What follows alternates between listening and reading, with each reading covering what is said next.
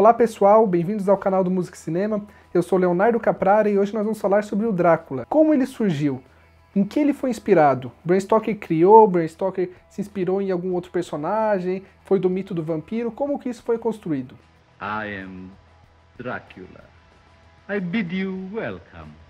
Para entender mais sobre o Drácula, a gente tem que pensar muito no livro de Bram Stoker, que foi quem popularizou essa história, depois que foi para o cinema, depois foi praticamente construída uma marca em cima disso, um conceito moderno de Drácula. No século XIX, Bram Stoker já tinha um livro pronto sobre o conceito de vampiro, que era um mito desenvolvido desde algumas das civilizações mais antigas e que ele foi trabalhando e construindo um personagem que era praticamente um líder dos vampiros. E nesse meio tempo, ele ficou sabendo da história de Vlad Tepes, que era um cruel, alguns consideram cruel, outros consideram um rígido governador da região da Valáquia. Ele era um líder dessa região, que hoje é a Romênia, que era dividido em algumas sub-regiões, assim como muitos outros países na Europa. E ele viu alguns panfletos produzidos pelos germânicos lá no começo da prensa de Gutenberg, que falava sobre um ser que se alimentava de sangue, que não gostava do dia, que era muito cruel com seus inimigos, uma figura praticamente muito alinhada com o conceito de vampiro. Então ele pegou esse nome, Dracúlia, que era filho do dragão, lá do Vlad Tepes e colocou no seu livro. Mas são apenas fragmentos, a história já estava pronta, a base já estava toda construída. Então quem foi Vlad Tepes? Quem foi esse Drácula que deu o nome ao livro de Bram Stoker? Para isso a gente tem que pensar no Vlad II, que era o governador da região da Valáquia. Ele conquistou o território da Valáquia após algumas batalhas muito sangrentas. E ele participava da Ordem do Dragão, onde ele ganhou o título de Dracul.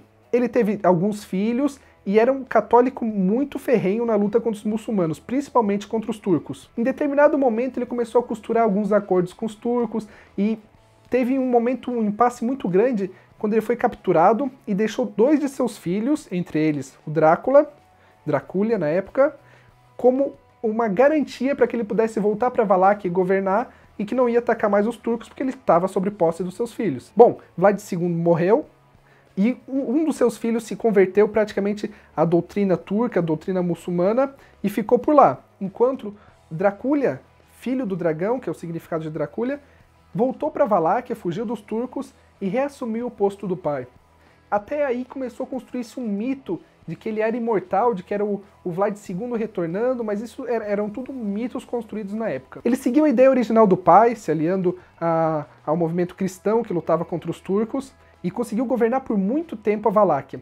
Ele tinha algumas características específicas, ele era muito cruel contra seus inimigos, muito rígido dentro do seu reino, roubos, ele tinha punições muito severas, e ele atacava muitos turcos enquanto lutava pela ordem cristã, mas também começou a ter alguns inimigos, como os germânicos, que apoiavam uma outra linhagem que foi derrotada lá por Vlad II. Então ele começou a dividir suas atenções entre a luta contra os turcos e também a luta contra os germânicos. Aí que vem algo muito interessante. Nem os turcos e nem os germânicos, que não eram aliados, mas tinham um inimigo em comum, conseguiam combater Vlad Tepes. Então os germânicos tiveram uma ideia muito interessante. O que eles tinham de mais exclusivo? O que eles tinham de mais tecnológico? A prensa de Gutenberg, que era um sistema para você reproduzir banners, era prensa móvel, era uma tecnologia que estava sendo no final do seu desenvolvimento e estava começando a gerar muitos resultados para os germânicos. Aí eles começaram a fazer algo que eles consideravam uma desmoralização de Vlad Tepes. Na época, ele ainda não tinha o apelido de Vlad Tepes, porque Tepes em romeno vai significar o empalador, que era uma técnica que ele usava para punir seus inimigos. Esse apelido surgiu após sua morte. Na época, ele era Vlad Dracúlia, Vlad, filho do dragão, Vlad III, enfim, como preferirem. Aí os germânicos começaram a identificar os métodos dele e fizeram banners divulgando isso. E além disso, eles fortaleceram alguns mitos de que ele se alimentava de sangue, de que ele não aparecia durante o dia, bem característicos da imagem do vampiro, que foi depois melhor aprofundada por Bram Stoker. Essa tática não surtiu muito efeito, o povo não se engajou, mas esses documentos, esses banners foram guardados e depois exibidos em museus. Provavelmente essa foi grande parte do material, do acervo que o Bram Stoker teve acesso para produzir sua obra. Fragmentos da interpretação germânica de uma propaganda, de uma desmoralização de Vlad Tepes. O que deu certo para derrotar Vlad Tepes foi quando os germânicos produziram uma carta falsa e enviaram para Matias Corvino, que era um dos principais aliados de Tepes. Ele era o rei húngaro e também lutava contra os turcos. Nessa carta, ele pegou o histórico de Vlad II, o pai de Vlad Tepes, que já tinha tentado costurar um acordo com os turcos. E nesse documento falso, eles simulam que Vlad Tepes teria fechado um acordo com os turcos. Até esse problema ser resolvido, essa questão de Matias Corvino achar que Vlad Tepes estava aliado com os turcos, Tepes já foi perdendo seus territórios, já foi ficando encurralado, teve que fugir e seguiu assim até o fim. Mesmo ele explicando para Corvino o que havia acontecido, ele não conseguiu retomar o seu reino e foi morto em batalha. Como Vlad Tepes morreu, ainda não é unanimidade. Alguns historiadores apontam que ele morreu em batalha por uma lança inimiga, enquanto outros afirmam que ele foi confundido por um de seus soldados como inimigo e foi apunhalado. Ainda não se tem certeza de como morreu Vlad Tepes. O que é certo é que na Romênia ele é idolatrado, tem estátuas, consideram um dos principais líderes. Já os germânicos, os turcos, consideram ele um ditador cruel. Isso tudo ocorre no século XV.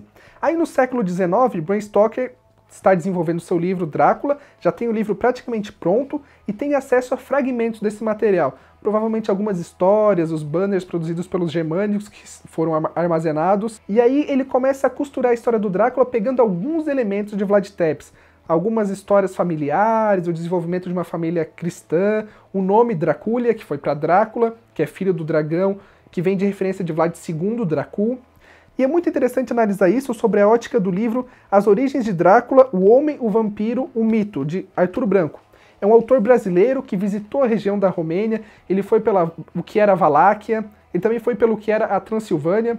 Bram Stoker aponta que Drácula viveu na Transilvânia, mas na verdade ele viveu na Valáquia, que era uma das regiões que hoje é a Romênia, que era dividida em várias regiões que tinham líderes independentes. E aí isso depois, alguns anos após a morte de Bram Stoker, foi adaptado para o cinema.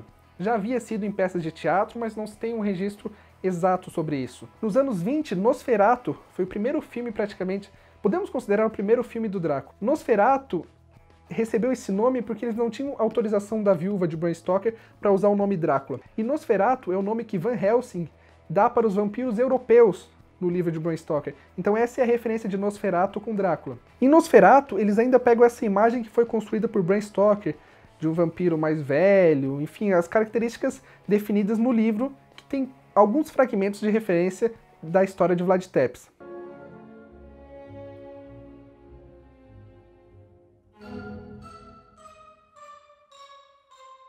Depois, em 1931, já veio o Drácula mais construído de Hollywood. O Drácula mais estilo galã, com algumas características específicas que foram perpetuadas até hoje.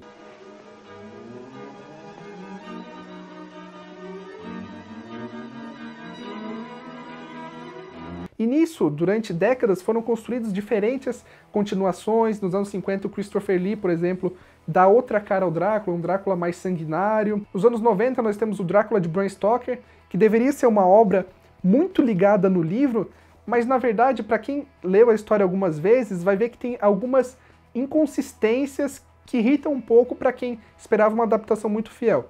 Como filme, é um filme ótimo, porém se você analisar exatamente com o livro, você não encontra praticamente nenhum filme que segue a história exatamente como foi escrito por Bram Stoker, que já era uma história distorcida que vinha desde Vlad Tepes, que foi pegos fragmentos para uma história do mito do vampiro, que já era um mito antigo. Bram Stoker não inventou o vampiro.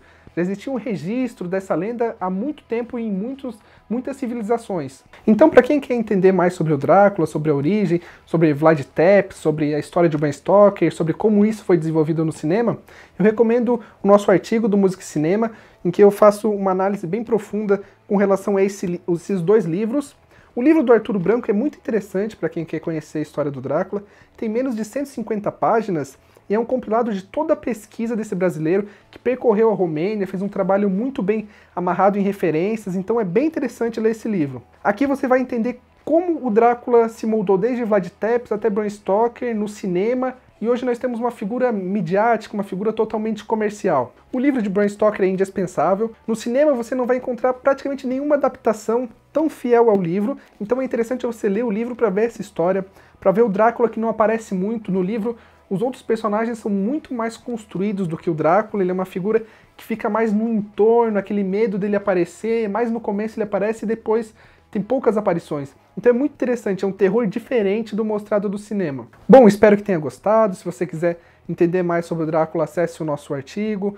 Compre esses livros, são livros ótimos para você entender a história do Drácula, entender como que o vampiro mais famoso do mundo foi construído. Se você gostou do vídeo, inscreva-se no nosso canal, receba as notificações, compartilhe o vídeo no Facebook, envie para os amigos, comente, faça perguntas, acesse o Música e Cinema. Tudo isso vai nos ajudar a estar levando cada vez um conteúdo melhor para vocês. Indeed.